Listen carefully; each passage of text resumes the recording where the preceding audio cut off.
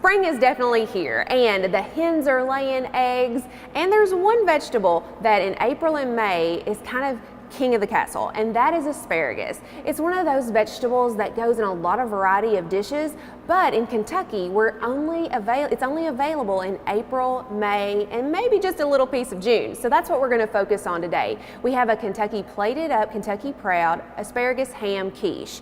And so when you're looking for asparagus, either at the farmer's market or in your grocery store, you wanna look for a bright green apple color. And there'll be some purplish tint to the heads, and we want those to be really tight. Sometimes if they've already expanded, they're a little mature and they might not be as tender as your other asparagus, and so these are perfect. And when you're preparing asparagus, you just want to make sure that it's fresh and tender. You want to store them upright, usually with a wet paper towel on the bottom, or you can just store them in just a little bit of water, and that's going to keep them fresh, and you can keep them in your refrigerator for 1 to 2 weeks. So the storage on this crop is nice as well.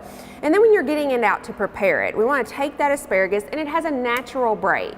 And so you can do that, or if you're in a hurry, you can take that, see where it is, and take your knife and just cut off where it might be a little tough. Now, my kids enjoy snapping asparagus, and so I give them that chore to do. It helps them get into the kitchen, get some experience, and a lot of times if they're helping me prepare the asparagus, they're a lot more likely to eat it. Now, both my kids enjoy asparagus, so I'm very fortunate there, and it is such a nutritious, great, versatile vegetable in a lot of our dishes.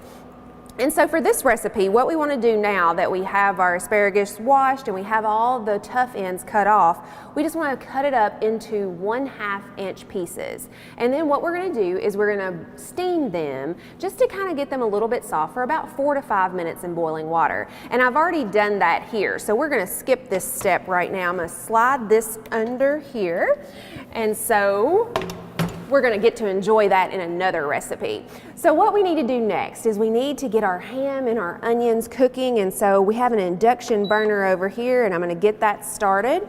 And we have 8 ounces of ham, and we're going to put that into our skillet. And then I already purchased this diced, but you can buy just ham steaks, or you can buy deli ham and cut those up. And then I have 1 small onion that's cut up. And so we're going to put that in here and go ahead and get that going. All right, and then while this starts to cook, we're going to get our pie crust ready. And you need 2 pie crusts because this recipe actually makes 2. And we have 1 egg white here. And I'm going to kind of slightly beat this egg white to kind of get it. And there's a lot of debate about what is the perfect egg white. Sometimes milk, sometimes a whole egg, but this time we just have an egg white because what it does is it glazes and some of the proteins in there caramelize, and it kind of makes a nice shiny glaze on any type of product that you're using. So I'm going to set this aside, and then we're going to get a brush, a pastry brush, and you can add water to this if it's a little bit thick. And we want to make sure that we get our outside edges of our crust coated with our egg wash glaze. And this is going to make sure that it doesn't brown too quickly, but gives us a nice golden color when we are cooking this. Now, there is some debate. It's a tip. I actually do this. I go ahead and put my egg wash all over my pie crust. And what that does is it kind of gives you a barrier between all of your wet ingredients in your pie. And I think it actually gives you a nicer crust because it gives you a little bit of that barrier. And so all your wet ingredients doesn't soak into your pie crust. And so I think it makes it really defines, because the crust, honestly, is my favorite part. So I want to make sure that it's nice and tasty. We're going to go ahead and get this egg wash around here on all of our pie crust. And like I say, if you want that golden color, you can use the entire egg. But for this, we can just get a nice shiny glaze. A lot of your fruit pies will use egg white, and then you can sprinkle a little sugar, and it kind of plays twofold of a role. It gives you that nice shiny glazy color, but it also allows the sugar to stick to your pie crust. So we're going to set those aside and kind of come over here and tend to our onions and our ham and get that going. And while we do that, we're going to cook that, and we're going to get our egg part of this quiche ready. And what I have is 3 eggs that I've already cracked in this bowl. But we're gonna get this 4th egg, and the hens have started laying, and we have some farm fresh eggs.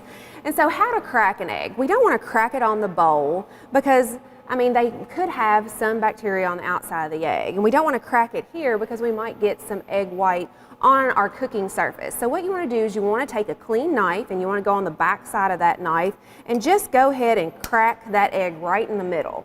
And then we're going to go ahead and open it up, and this is less likely to have shells in your bowl, and see the clean break we received there. So it's a great way to crack your eggs. So we have 4 eggs in our bowl, and we're going to add 1/3 cup of milk. And in this is a plated up Kentucky Proud recipe, so it's been tested and it's healthy for you. A lot of times in my quiches, I use heavy cream.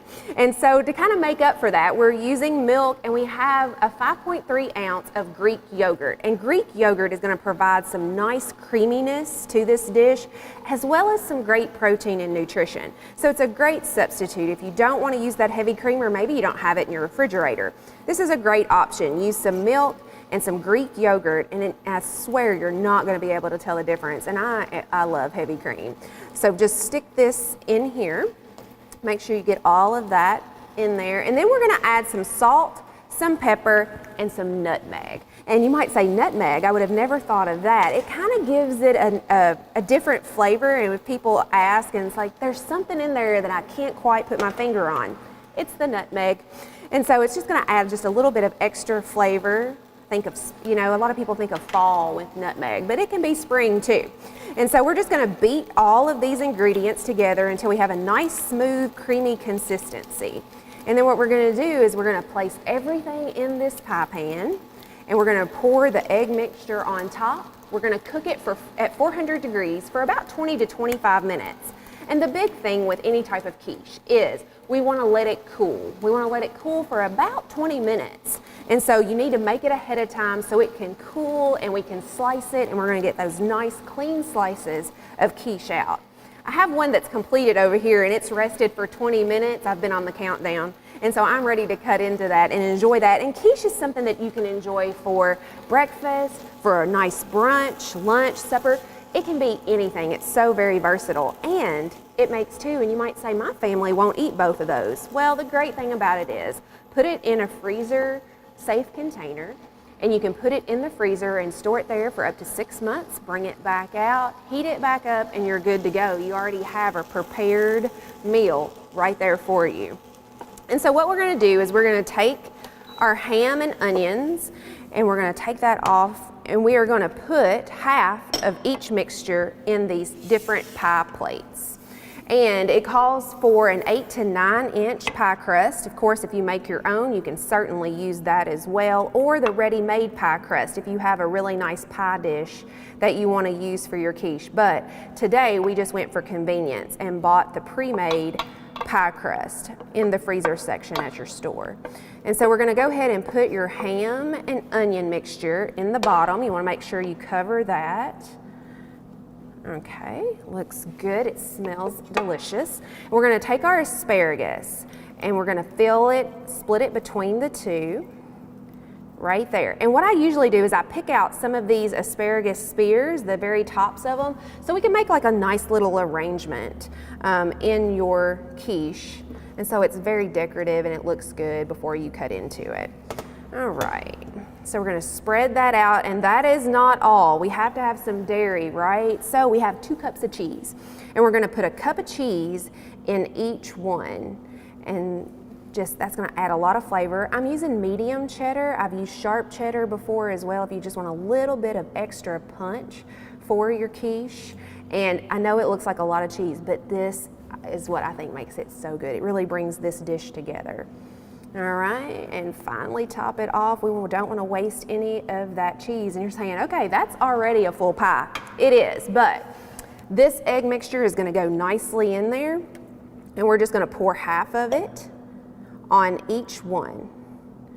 And then, like I say, you want to make sure that we get this in the oven, cook it at 400 degrees for 20 to 25 minutes, and that is going to be your final product. I mean, nothing says spring like all these different ingredients that we have here, and it's gonna be delicious. Your friends are gonna ask for the recipe. So we have a graphic of the recipe. You can either copy it down there, or you can stop by the extension office, and we'd be happy to give it to you so you can serve this for your spring table. So we hope you enjoy the asparagus while it's here, and certainly enjoy spring.